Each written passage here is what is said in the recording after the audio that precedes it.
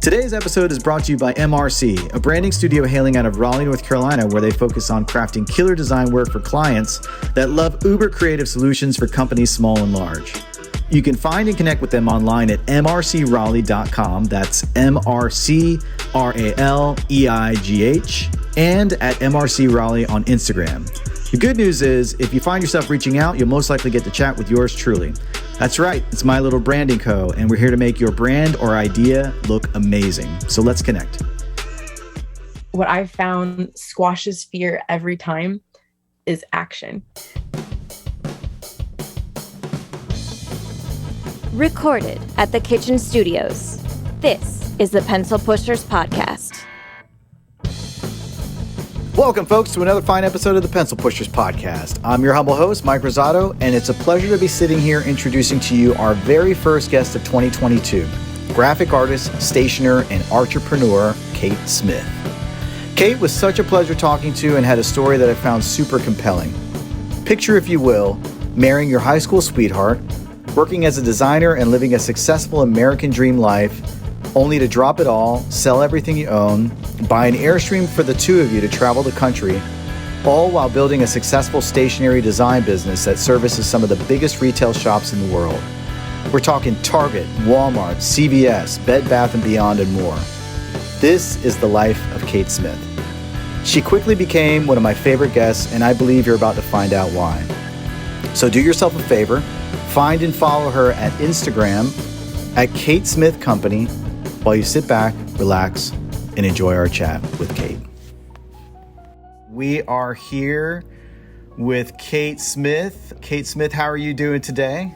I'm very well, thank you. Welcome, Kate. It's great to have you on the podcast. You are our first one to be on the podcast for 2022, so it's really great to have you. Thank you so much. I honestly feel to be in the cast of characters that you have interviewed, so thank you so much for having me. Yeah, absolutely. So one of the great things is you actually reached out to me sometime last year in an email address that I never actually gone in and taken a good look at, but it was great to reconnect in that inbox and find you and find out about your story. And one of the cool things that I really loved about your work is that, to be very honest, I try to be a very positive person and an influencer in terms of my circle of friends and family and stuff like that. And so one of the cool things that I really loved about your work is that you were it seemed like you were on a mission to bring more positivity into the world. And I really want to talk to you a lot about that. But before we do, for those that are not very familiar with you, I'd love to get a little bit of background as to where you're from and where and how art became a love for you enough to become this passionate thing that you've turned into your career. So I am from Lafayette, Indiana, which probably the only notable thing about that place is Purdue University is there. But it was a great place to grow up, just like Midwestern kind of vibes. And I have been artsy and creative from the start, to be honest with you. And thankfully, I had parents that really didn't have an expectation really for what I was to become, other than see what I did become. I feel lucky in the fact that they kind of let me paint on the walls of my room and paint on my ceiling and draw on the door with chalk and make things and enter contests, and just really were supportive with whatever you want to do, yeah, we're on board. So that, I think, fostered in me from a decently young age. With siblings too, or only child? Or I have a sibling. He actually can draw, but he is not in any sort of artsy career. Like I said, there was really no expectation. It was just whatever floats your boat, and we will be on board for that. That's awesome. Yeah, it is. It's a gift.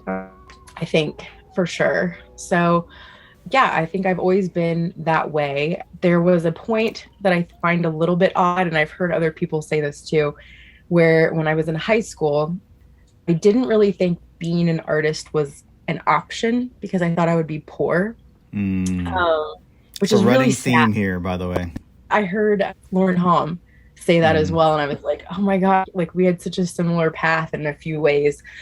yeah, and I would be poor. And so I thought, oh, I'll combine like these like newfangled computers with my art, and surely that'll be techie enough to like provide me with a living. So I was like, yeah, graphic design is what I'll do. And that was literally like about the thought I put into it at like 17, when you're kind of figuring out what you're going to do and go to college for. Yeah. I think I guessed pretty well. I really do enjoy what I do, and I love it. Do I wish maybe I would have like given myself a chance to dabble more in like some of the fine arts and like industrial design and like yeah, I think so.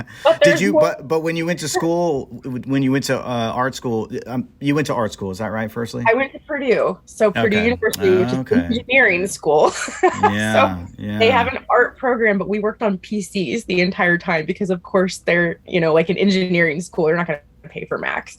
So yes, I technically have an art degree from an engineering college. Right. So yeah, I studied graphic design, which they call visual communications design. Sure, that sounds about right. Yeah. Yeah. Yeah, the most technical way you can describe what it is that you, the art career.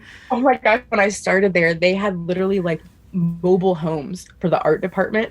Wow. And it was like everything else had these amazing buildings, and we were like in these mobile homes.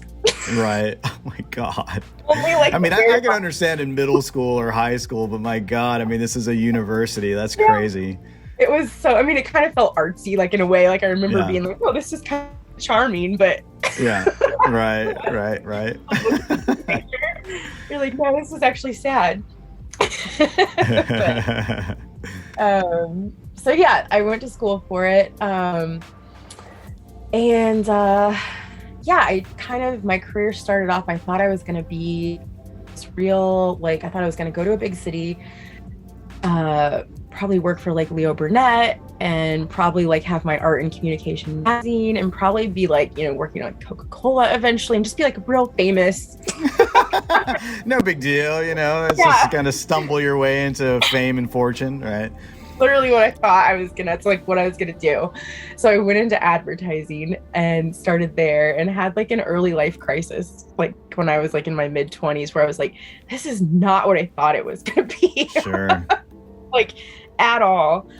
I mean, were you working at that point? Were you working at an agency that was, that was working on decent projects, or was it an agency? Like, where were you at this point? So what happened was, my husband, I know that you mentioned we've been together for a really long time, since I was 15 and he was 16.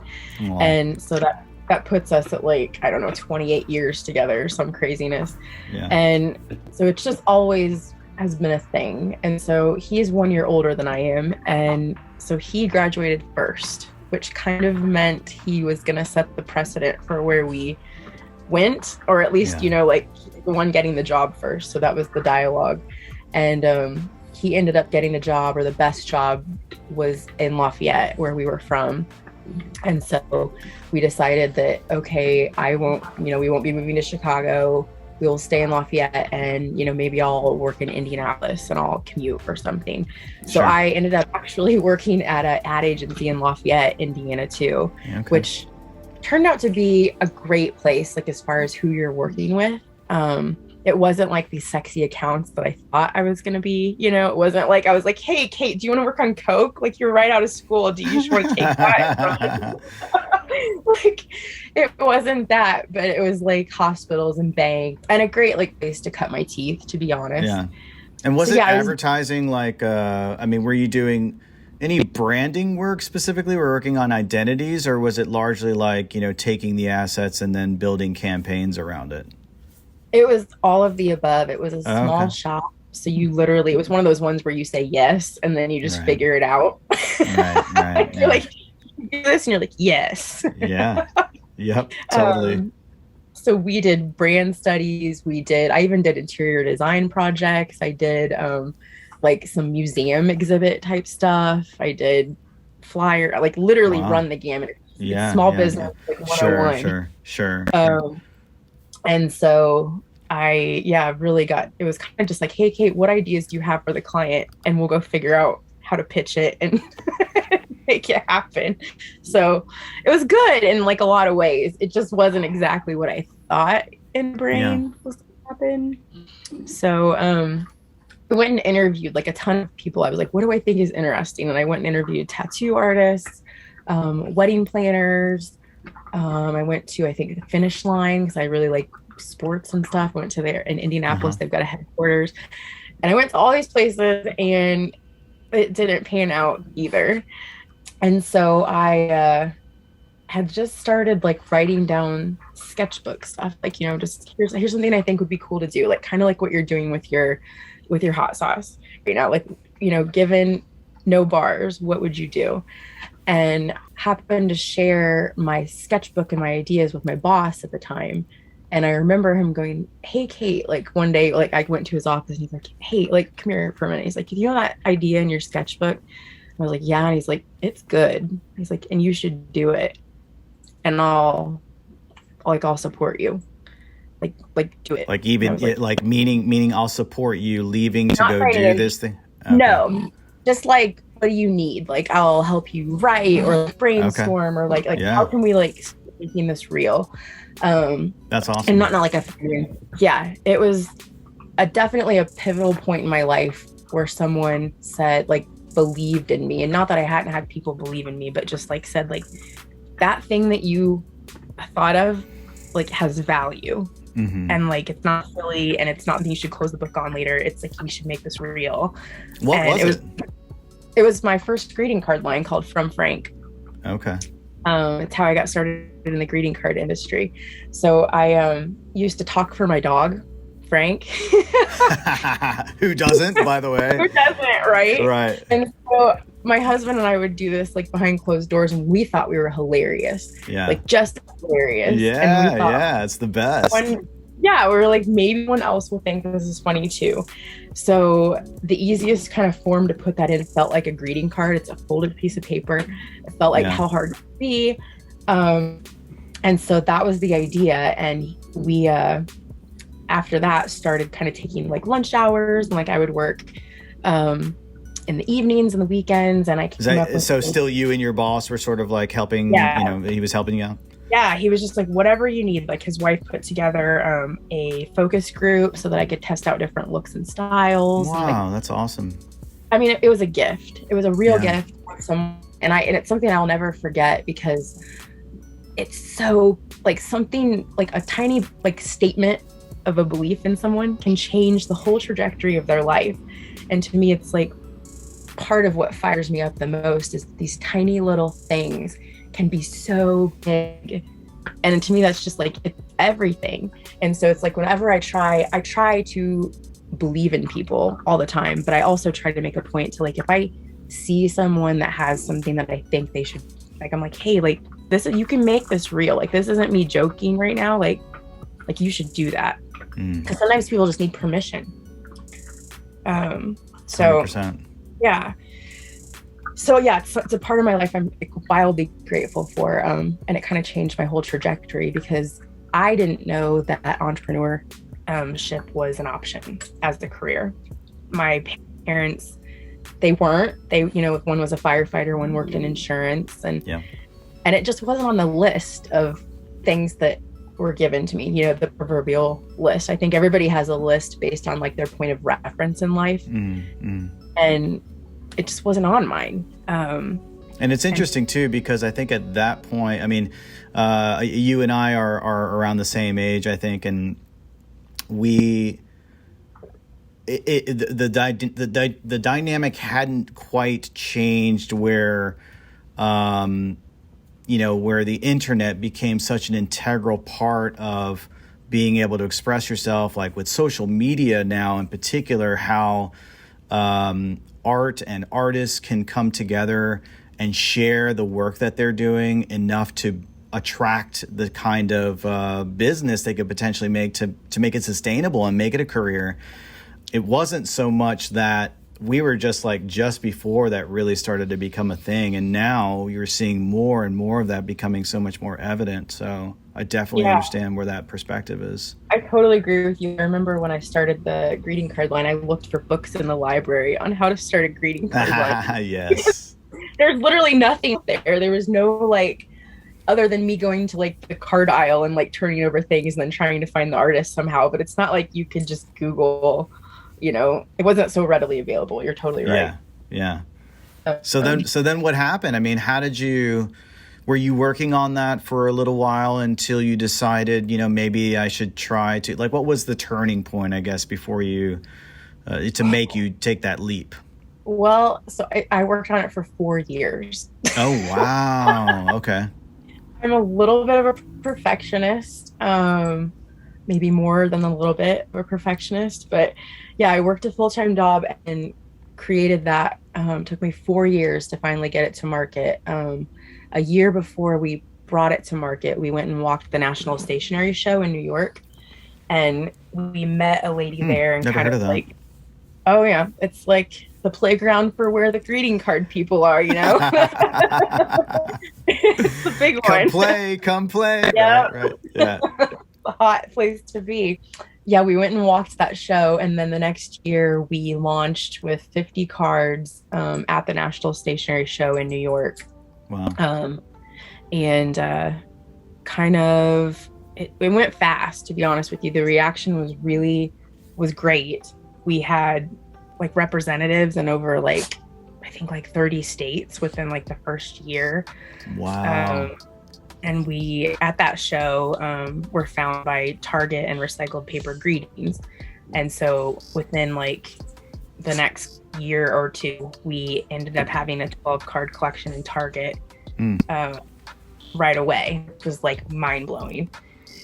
And then quickly moved into licensing and got an agent. And over the next 5 years, book called Don't Fart When You Snuggle, Lessons on How to Make Humans Smile, which I think you can still find on Amazon. We had like over 40 categories of gift products. We had lottery tickets in 3 states. Lottery tickets? Lottery tickets. Can you believe that? That sounds pretty cool, actually. It was like, I remember getting like the scratch offs and I'm like, I feel so rich. Like I like they were all like voided, but I was like, I feel so rich right now. That's awesome. But yeah, it's a weird industry, and our agent had a connection there, so we ended up getting 3 different states. I think it was like Idaho, West Virginia, and I'm not sure on the third one. But okay, well, so wait. Well, you've said some pretty big things so far, so I wanna backtrack a little bit. So number one, you went to essentially you went to a convention, and that convention gives you opportunities to get seen by buyers from these different businesses that can really get your name out there and all that kind of stuff. Now, if we could, because I also want this to be informative for others, how the process works here. Like, what was it that clearly you had an understanding that this was a way in which you could do exactly what you did.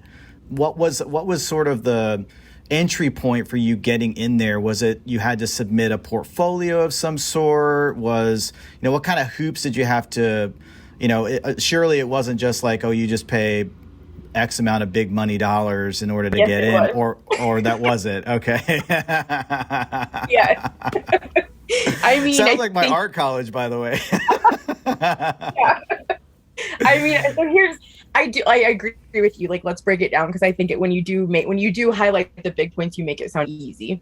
Yeah, and it was because I also want to talk about that. And I also want to talk about licensing, like how that came to be and all that kind of stuff, and the differences. And so we started out as a manufacturer and distributor of our greeting cards. So we made them and we would distribute them in the beginning. So we were looking for wholesale accounts at this, and we did.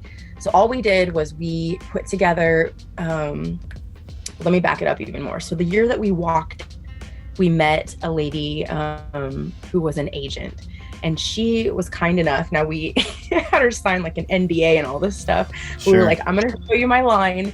And let me know what you think I need to like launch this. And she was like, okay, great. You have 12 cards, but I want you to have 50. And I was like, what? 50? Yeah. So and then she was like, I need you to have a catalog. I need you to number your things like this. And she actually ended up going on to write a book called Pushing the Envelope by Meryl Hooker and Rob Fortier. And it's actually how to start a greeting card business. So it's like the book that I wanted. Yeah. Well, I mean, you could tell that just by explaining that, you could tell she knew what the hell she was talking about. Yes. Right. Yeah. And her advice Good for her. Was key to just like letting us show up and not look like total fools.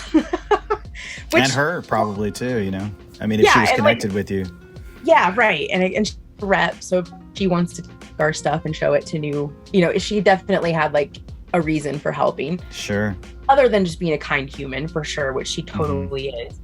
But that kind of helped us know what would happen when we opened the booth. You know, who will be coming in? What will they expect to see? Yeah. You know, what answers to what questions do you need to know? You need to know shipping. You need to know your order minimum. You need to know, you know, what are you going to do if this happens? Like, you need to know all these scenarios and how you're going to handle them. And then if you don't know, just what the plan is for that too. And so we kind of got our little bit of our wholesale education through her. And that's what we intended to do, was be a wholesaler. Yeah. And to be honest too, and in a previous life, in one of my first major jobs, I was working for a product design company, and we were, you know, knocking on Target's door and stuff like that. And I can tell you, who's listening right now, it is cutthroat, majorly cutthroat. I would imagine that it's probably the same for stationery too, right? I mean, it doesn't matter; it's placement in a major big box retailer, so. Yeah, there's definite channels you have to go through, and one of the reasons we're in there is because of the partner we work with, which is American Greetings. And so Hallmark Greetings owns space in these big stores, and American Greetings has space with Target. And so that is the main avenue to which we get access to Target. But yeah, so we started out that way. And quickly kind of realized so we got the opportunity to put our cards in Target. And that was through American Greetings, or recycled paper greetings at the time. And what that meant for us, it was interesting because typically you were one or the other. You either kind of licensed your art and you were in the big box stores, or you were with boutiques and they didn't want you if you were with Target. So it was kind of like, oh, okay, so like that their niche is that they can have stuff that's not in Target, you know, these makers and things. And so it really, which seems in a lot of ways that, you know, your style and also the fact that you're not, I mean, a lot of what you do is the non-traditional, non-holiday type cards. So it seems like that would be almost perfect for and you know, so crafty and clever, and seems like it's perfect for the boutique-y type shops. So was that a, you know, a line in the sand that you had to figure out whether or not you wanted to go that far and just say, I'm going all in with, you know, the big box retailers? Yeah, I think so. We straddled the fence for a while, which I don't recommend doing. In hindsight, I think we straddled the fence for a while much too long. Right. We the way we did it was we differentiated. So we gave Target certain cards, and then we pulled those out of our boutique line. And that was a way that we did it, so that we could say, you know, we're giving them this, you get this, and tried to kind of, and it made most people happy, but it just kind of so you still were doing stuff for the boutique shops then? Okay. Yeah, for a few years we straddled the fence. I see, gotcha. Just because it felt so scary to like be like, this is what we've been building, and then let's just throw out the baby with the bathwater and try a whole model. But in hindsight, I think we probably should have made that decision one way or the other a little quicker. Yeah. But yeah, eventually what we decided was, you know, I felt like my strength was in ideation and creativity and writing, and just like, I've always felt like I've never been short on ideas. It's kind of a superpower for me. So I'm like, I that's like where I want to play. And I would rather do that than spend my time, perfecting a folded piece of paper, or how the ink gets laid on it, or who ships it when and where. And so it just felt like the licensing model. And what I liked about licensing as well is you could use a piece of art over multiple products. And it felt like I could, potentially create a piece of art and then earn from it passively for a while. So it felt like, go ahead. Yeah, I was just going to say, can you speak a little bit about the difference between, licensing and not licensing your work? And like, if you could, I'm not 100% clear. I have a pretty good idea. I mean, I understand licensing is like, well, it's a specific character or product or whatever that you've created, and now you're allowing somebody to take those certain things and do whatever they want with it, and you take you have residual income that comes as a result of that. But what can you explain the differences between the two and where you felt the benefits were? Yeah. So the manufacturing and distribution, when we did that, so we chose whatever we wanted to make, whatever cards we wanted to make. We made the cards, we made a line. We would handle getting that art to the printer. We would handle paying for the shipment and paying for the inventory. And we would handle any mistakes that got made and, reconciling that. And then we would handle storing the inventory, which we've had a lot of humidity issues. Paper, you'd think it'd be easy, but it's not. So wow, yeah. Storing, and then anytime an order would come in from a retailer, that would come to us over the phone or fax, and we would have a few days to get the order out to them.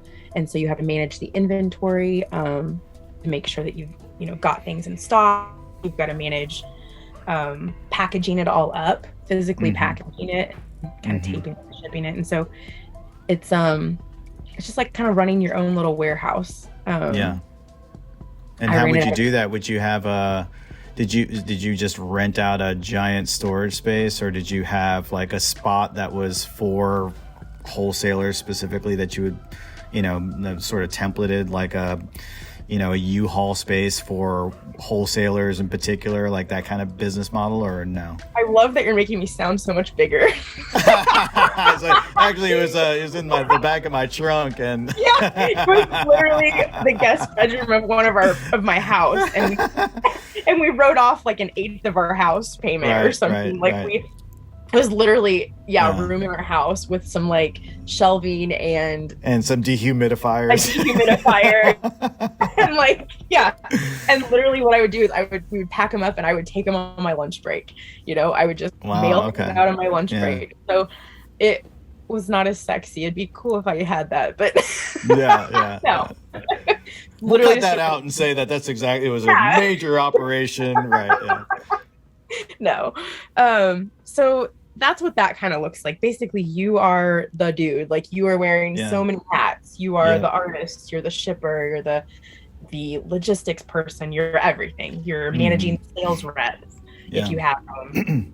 And that means giving them material to go sell with. And so you're the hub of everything. In licensing, it's different because the manufacturing and distribution are not yours. So for example, with greeting cards, I partner with American Greetings, and how that looks is I will send them art, and that could be stuff that they've asked for. That could be stuff I just wanted to put out.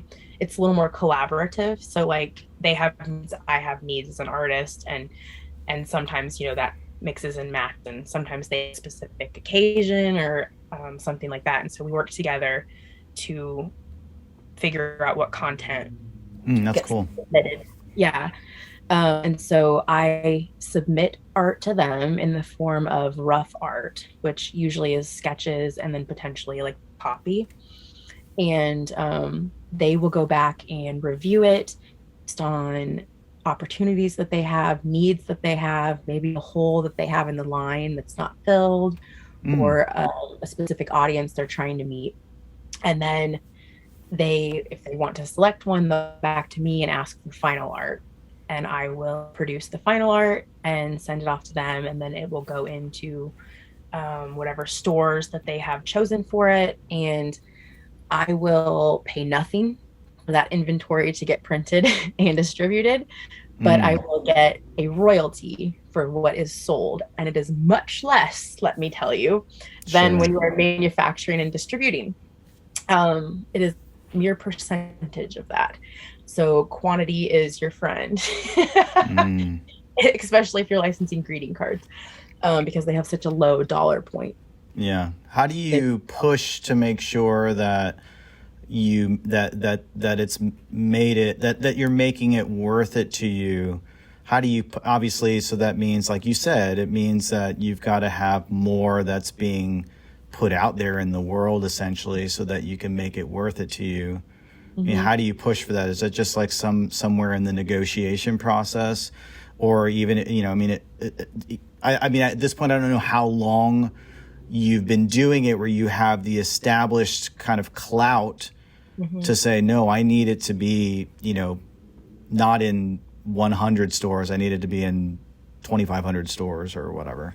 Yeah. So when you get into the big partners, what's gonna, I guess, your sales will be what prove your worth, I guess. And what I think is what they like to call licensing is a massively delayed income, which means that you will keep putting things in the pot for a while before your income starts to roll in on a consistent basis. Right. We've been at licensing for a while now, but what I think you have to do is you have to put a lot of work in the market. I'm talking mostly about mass market here, because if it's different, if it's a smaller footprint, but if it's mass market, you do it churns and burns. Like, if it doesn't sell in 3 months, it's done. What's next? It's kind of it's a hungry beast. And Feed me, Seymour. Yeah, like I think I've designed over 500 cards for American Greetings, and that means that I've probably sketched 5 to 10 and submitted that as rough art for each of those 500. So it's a lot. And that doesn't, I'm just like spraying and praying, forgive the gross metaphor. But what it does mean is that sometimes you will get a card that really hits, and that card can potentially have a lifespan that lives for years into the future, which you will get royalties from. And so the more and more cards that you can have that continue to be top performers or above average performers that stay in the line, the better you can have more income in that way. So I think the goal is longevity is what you kind of are looking for, is you want those cards that stay in there year after year, or that can roll over, but you definitely have to feed the beast as well. That's interesting. The way you're describing it, it reminds me a lot of how almost how algorithms work in social media when it comes to how popular one particular piece of content that you post or something like that, and how much it sort of bumps you up in terms of like how many followers you get, how many eyes get put on it, that type of thing. But you're doing it in actual physical business sort of mode. It's really, really fascinating. What's that? It's very data driven for sure. Yeah, totally. As you could expect. I'm curious, do you have any aspirations to pull away from that, where you have more independence, or where you feel like, is the future goal, you've got a name for yourself enough that you've created this brand where you can, where you don't have to necessarily negotiate so much. Perhaps it goes back to being more work again, but where you have more control and therefore, probably more financial gain. I mean, where I'm sure as spirited as you are and creative as you are, and thinking about it from a business perspective, I'm sure you've thought about this. I'm just curious, where do you stand on that for future goals? Well, so we went down a rabbit hole, and what I didn't mention was one of the reasons why we also decided to go fully into licensing was because we were about to flip our lives upside down and move into an Airstream. Meanwhile, yes. Back at the camp. So I want to put things into the world that I believe in and that I feel like make a difference in a few humans' lives. Like, I don't know that I need to change the world, but I'd like to have positive impact on a few people that I run into. And so I think when we're making a career decisions, that's important. I want to feel excited about what I do. I want to believe in it, and I want to feel like it's making the world a better place, even if it is through like a silly joke or a tiny little way. I want to feel like I am making at least one human, better for it. So that is important. The other thing that is important is that our business and our lifestyle, like our business should serve us and how we want to live and what dreams we want to achieve. And so is one of the reasons why we moved a few years ago to the fully licensed model, is because we were going to sell everything and move into 180 square feet and needed to be as light of a footprint as possible. So to answer your question about the future, I think that definitely weighs into where we will go. I think a part of it, have you ever heard the difference? There's like a life business, and then so there's a bit you only need so much money. Really, every person only needs so much money to really have a happy life. Or to do the things that you want to do, or sure. I don't need millions of dollars. I just need whatever that number is that allows me to freedom in my day and schedule and what I want to do. And so I think that that's always going to be something that we consider is, what does that do to our everyday life? Do we have to wake up now and commute an hour? Because I'm not doing that again, at any cost.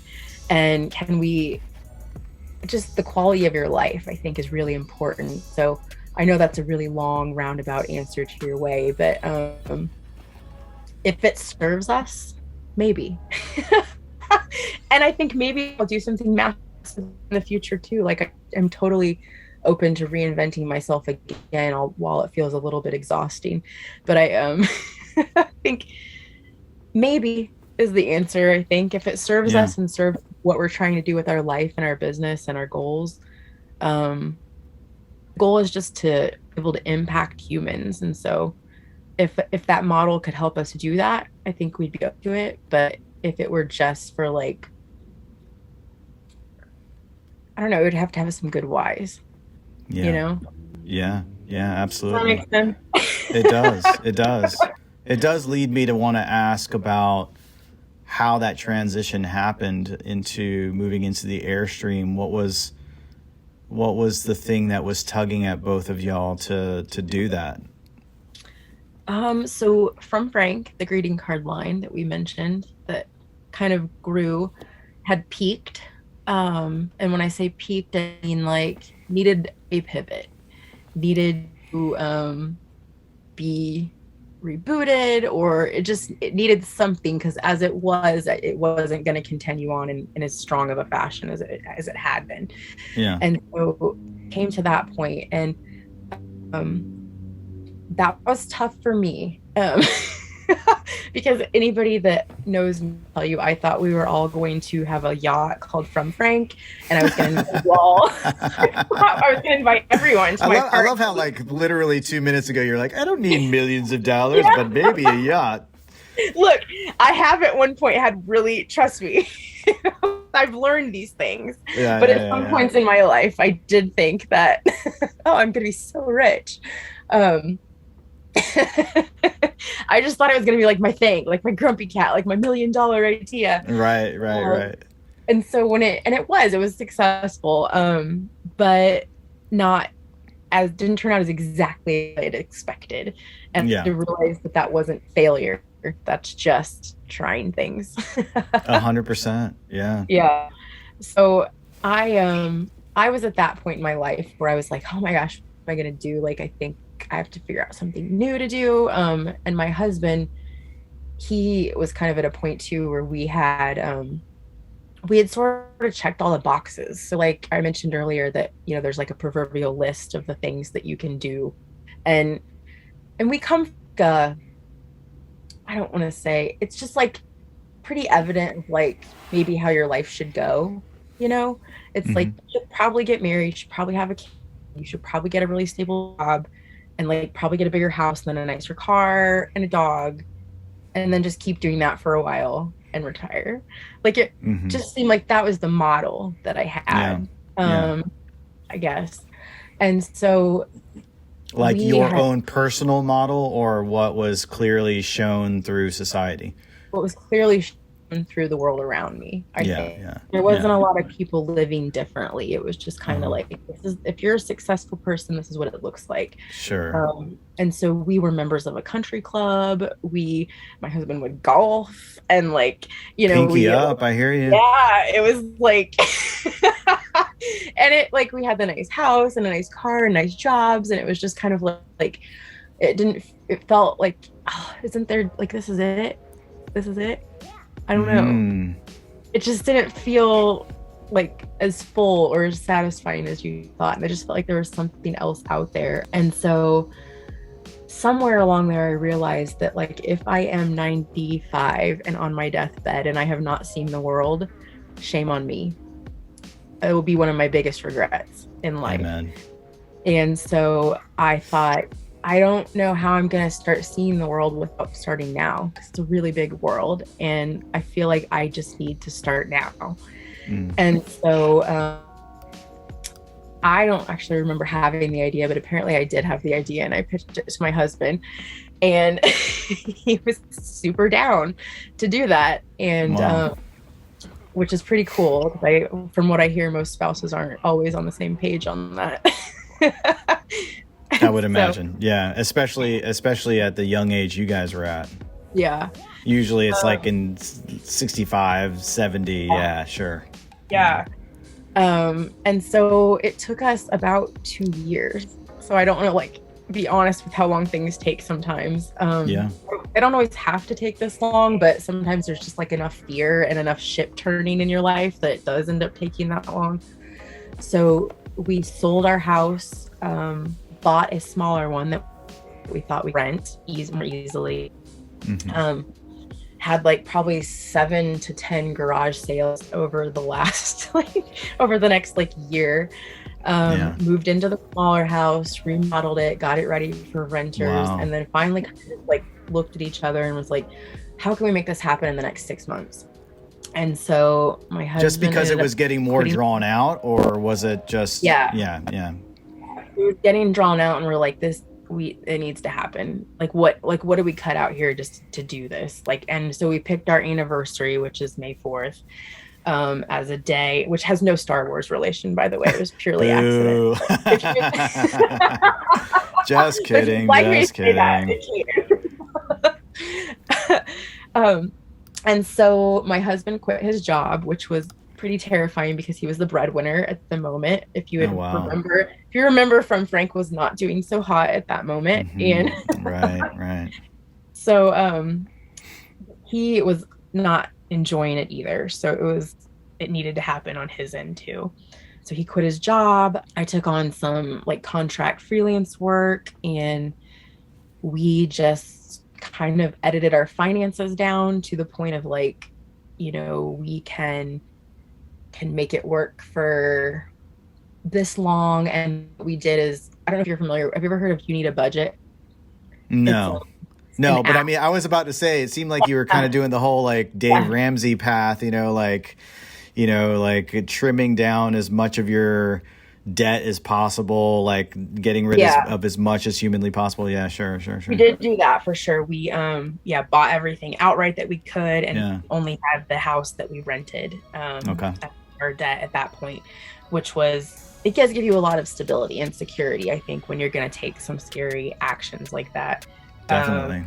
But we also used You Need a Budget, which is a fantastic software and app. And what it does is it helps you like make your money old. So when your money comes in, you allot it to your categories out into the future. And so ideally, you have your months allotted budget for 4, 6, a year out. And what that does is it kind of gives you security in the fact of you're like, okay, like if nothing came in, my money's budgeted out for 6 months. And it is so cool, and it gives me so much security to do it that way. YNAB. Yeah, YNAB. It's magic. They're a really cool company, and it's so easy to use and get started. But we use that, and for anybody trying to do anything like a little scary, it's such a great way to give yourself a little bit of like, okay, like if nothing comes in, I'm good for the next 4 months. And then if something does come in, give yourself another couple months, like keep putting that money out there in the budget. And then you just kind of extend it. And so like it keeps track of how old your money is. So like when you spend your money, it'll be like, this money is 365 days old. Oh, wow. It's really cool. So we did that and just started, to be honest with you. I can remember like pulling away from our house that day and being like, this is something that you do in your 20s. Like, what are we doing? Like, That's not exactly the best time to start panicking. It felt so reckless, and it felt so like, are we having crises here together? Like, I don't know what we're doing. Like, but it was scary. I'll tell you that, as someone who kind of likes stability weirdly enough and routine, it was a little scary.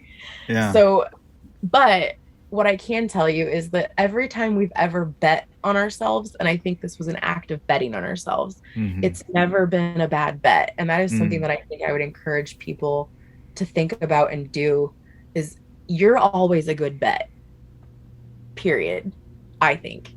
And anytime that we have bet on ourselves, it's come out better, and it's bred bigger opportunities that we can take and bigger opportunities to bet on ourselves again. And it's given us more confidence. It's given us more strength in the fact that like, no, like you can do tough things and like you will be okay. Like it's not as like the worst thing that happens is I go back and I live in my dad's driveway. And is that embarrassing at almost 40? Yes. Yes. Do I want to do that? No. But is it the worst thing ever? No, it's not. You would figure it out again. And like one of the most comforting things so a lot of people, as you can imagine, were nervous for us. Like, that was my next question. Yeah, a lot of people were nervous for us. Like they would be like, so you're doing this? And you could tell they were trying to be like, cool. But in their eyes, they're like, I'm so shitless for you. I'm terrified. Right. Like, I remember my mom being like, where do you think, like, do you think it'll be expensive to live? Yeah, I think it's going to cost money. And so, but one of the most comforting things that someone said to me at that moment was my brother. And he goes, you know what, Katie? He goes, I am not worried about you one bit. You are too smart and too talented. I'm not worried about you. Yeah. And essentially that's what everybody should feel about themselves, because it's kind of, I mean, you can, like, you're a lot more able than I think most people give yourselves credit for, and a lot more resilient, and yeah. And I think that when you do hard things like that, it breeds doing bigger and better things. And I think it's like, you just kind of get this like snowball effect of, you're like, oh yeah, I did that. Let me try something harder. Yeah. You know, I have found that over the past few years, I've become more courageous with things that I have. And I think artists are not alone in this. I think everybody has these feelings. I think the thing with artists are, if you're out there doing artwork at virtually any capacity on a fairly regular basis, there is a courage that's inside you already, because you're doing something that is experimental.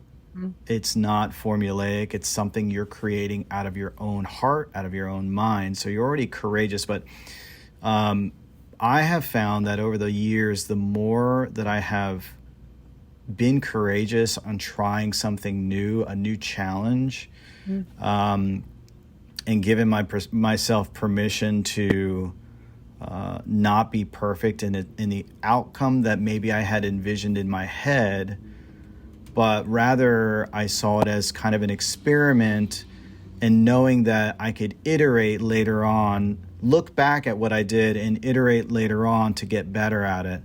But it also made my life a lot more fulfilling. Like I feel more full in my life because I've decided to, more opportunities come my way as a result of that. And I've decided to say yes to them. And when I say yes to them, I feel more alive. And that is an amazing thing. Like, yeah. I can't say these days that I've failed at anything that I've done recently because it's in my mind. I'm deciding whether or not it's a failure.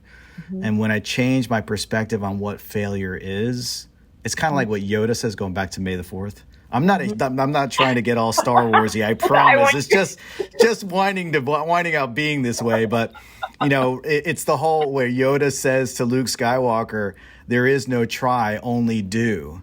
And or do or do not. That's what it is. And so the thing I think for me, failure is not the trying and your perception of, or somebody else's perspective, even worse, not succeeding. It's the fact that you've wanted to do something and you didn't act on it. And I feel like that's what you are sort of like in a living embodiment of right now. And now you get to do what I think a lot of people would love to do, which is, doing something I'm passionate about with your work, and get to go out and see the world while you're doing it, which is pretty amazing. And you're doing it with somebody that you love. I mean, here it is, Valentine's Day. I mean, it's a great point to that, No, I think what you're saying about action is so key, because to me, what I've found squashes fear every time is action. Yeah. Anytime that I've stopped thinking about it, like my husband, so like we are a really good team because he'll say that I have the ideas and then he is the executor of them. And what that means is like, I will have a big dreamy idea and then I will get terrified and he will drag me through it. And I'm blessed and lucky to have him to do that for me. But a lot of people don't have that. And I think what I've learned is that, like we have a little quote on our wall that says we have a strategic plan. It's called doing things. And in the beginning, that was literally the plan. Was literally don't think, do. And he would be like, Kate, you can't think about it. If you want to make this art, do it. Next. What do you want to like? Stop thinking about it. And it squashes the fear. If you can just get moving. To me, that's one of the biggest things that I learned in how to keep moving, especially in those like beginning stages where like you have no accountability from anyone. It could be you at 9:00 at night and you've got 50 cards to make for who? For no one, because you've shown them to nobody yet. And to me, that's where the action, you just have to stop thinking.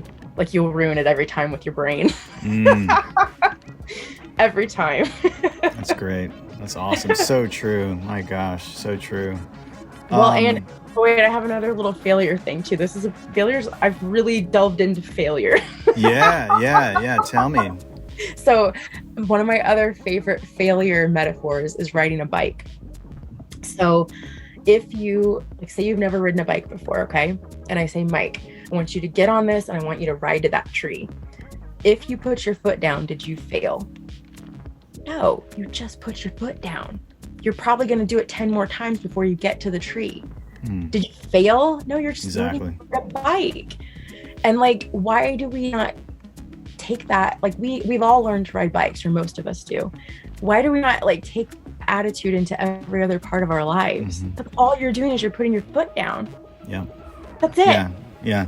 And it's funny too, because like another similar metaphor is, or even just an example is a baby who's learning how to walk.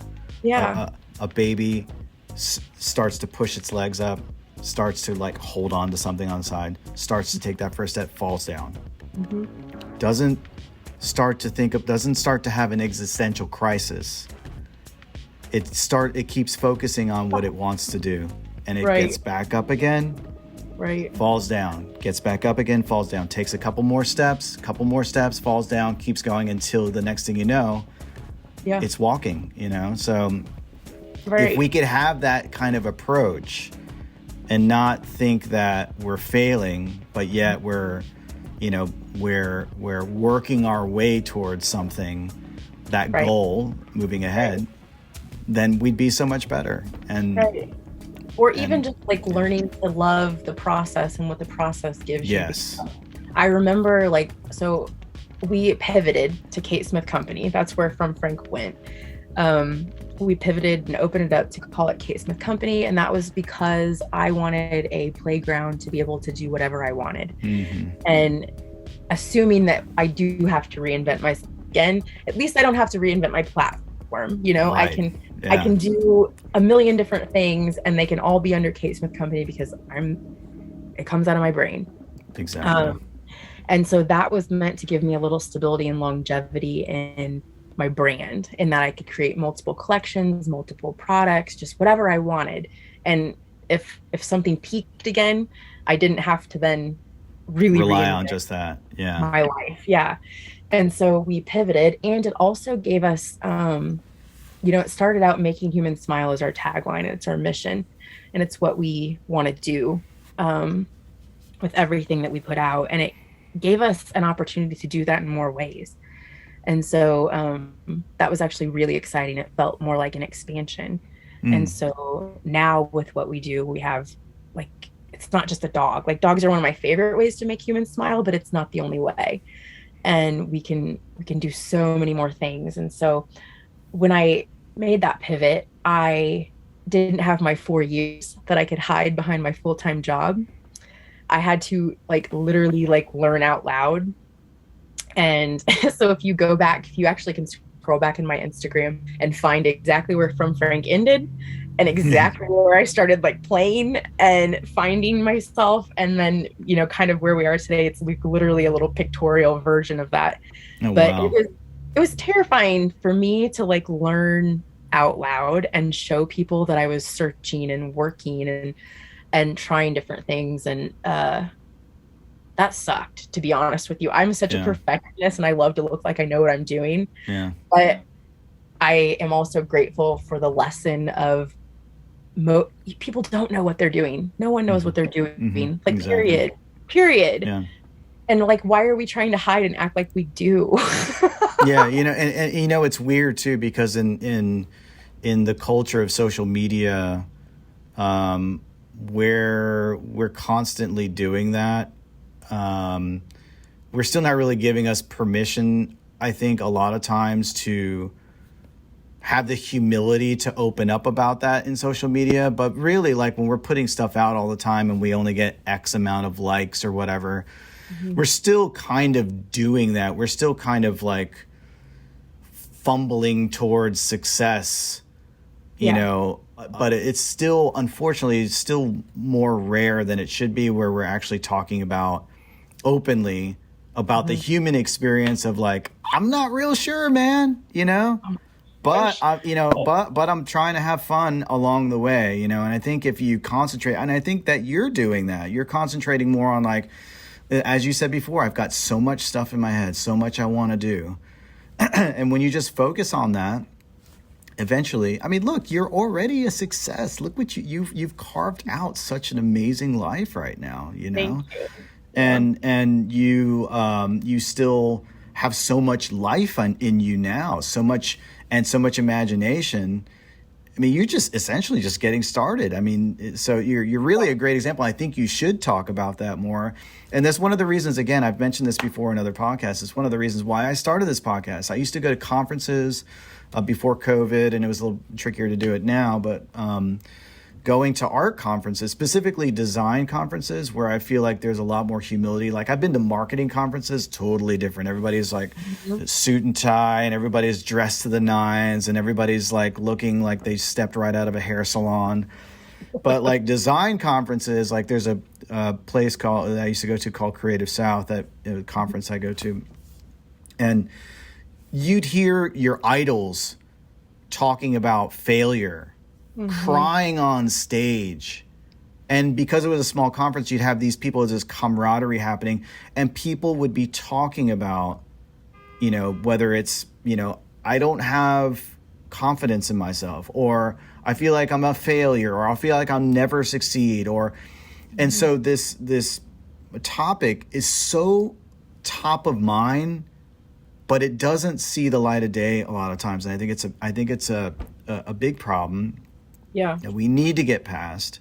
And I think that, my hope is that people like you, because what you're doing is by even just having this interview right now and sharing that, while also producing work that is promoting positivity and encouraging this glass half full idea, the combination of the two is magic, and it will help change the world.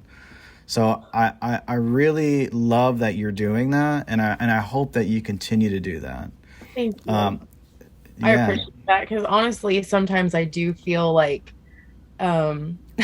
everything that I'm putting out is literally a manifestation of something that I want in my life. Not that I've mastered it by any means, but that I'm literally trying to do too, because nobody's sunshine and rainbows all day. Like it's not real.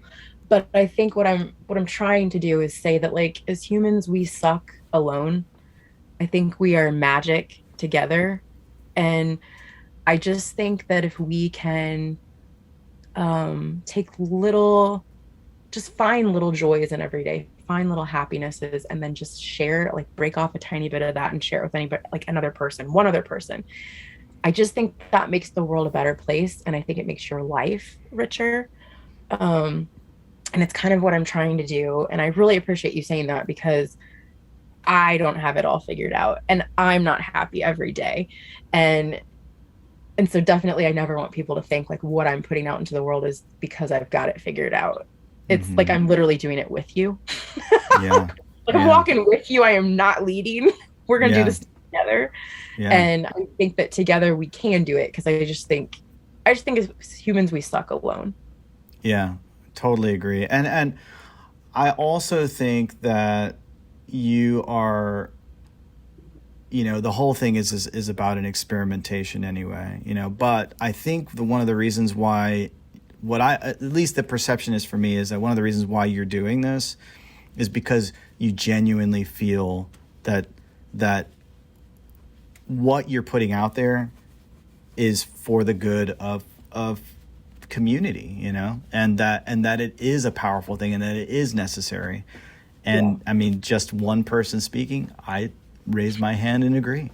No, so I'm super glad you're doing it. So, but listen, we're getting like really close to we're over an hour, and I don't want to take up too much of your time, but I have a couple of questions before we head out. The first one is what's one project you're working on that you're excited about, that you can make breaking news right here? No, I'm just kidding. That you're really excited about right now that you'd like to share.